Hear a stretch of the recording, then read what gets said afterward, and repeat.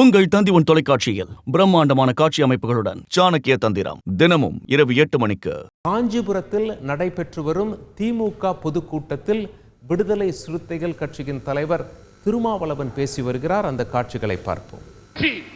2019 வெற்றி, 2021 வெற்றி, 2024 வெற்றி,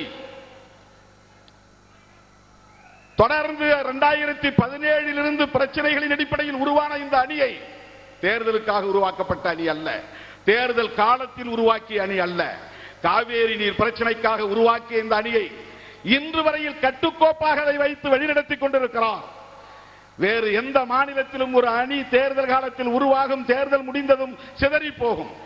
ஆனால் இந்த அணி இன்றைக்கும் கட்டுக்கோப்பாக இயங்குகிறது என்றால் அதற்கு அண்ணன் தளபதி அவர்களின் ஆளுமை மிக்க வழிநடத்துதல் தான்.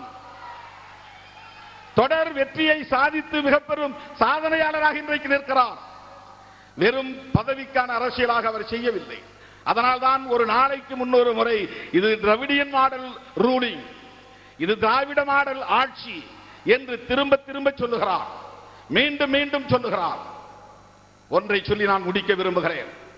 முத்தமிழறிஞர் கலைஞர் அவர்கள் சொல்வார், தந்தை பெரியாரின் நெஞ்சில் தைத்த முல்லை எடுக்க அனைத்து சாதியினரும் அர்ச்சகராகலாம் என்கிற சட்டத்தை நான் கொண்டு வந்தேன். தந்தை பெரியாரின் நெஞ்சிலே அது ஒரு நெருடலாக இருந்தது, அது ஒரு முள்ளாகி இருந்து உறுத்திக் கொண்டே இருந்தது. அந்த முல்லை எடுக்க வேண்டும் என்பது எனது முனைப்பாக இருந்தது.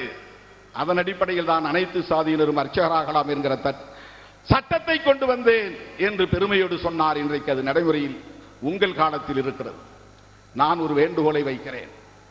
பேரறிஞர் அண்ணா கண்ட கனவு. அவர் சொன்னார், நான் கொண்டு வந்த இந்த மாற்றங்களால் இருமொழி கொள்கை உறுதிப்பாடு, தமிழ்நாடு பெயர் சூட்டுதல், சுயமரியாதை திருமணம், இந்த மூன்றுக்கும் எதிராக யாராவது பேச முனைந்தால்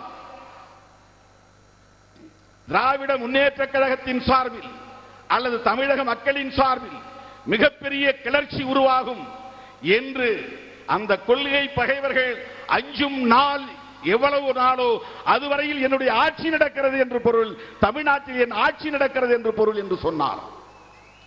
இந்த மூன்று நிலைப்பாடுகளுக்கும் எதிராக எவனும் சிந்திக்க முடியாது, அச்சப்படுவான். அந்த அச்சம் நீடிக்கிற வரையில் என்னுடைய ஆட்சி என்று அப்போதே அவர் கிளைம் செய்து கொண்டார். உங்கள் தந்தி தொலைக்காட்சியில் பிரம்மாண்டமான காட்சி அமைப்புகளுடன் சாணக்கிய தந்திரம் தினமும் இரவு 8 மணிக்கு.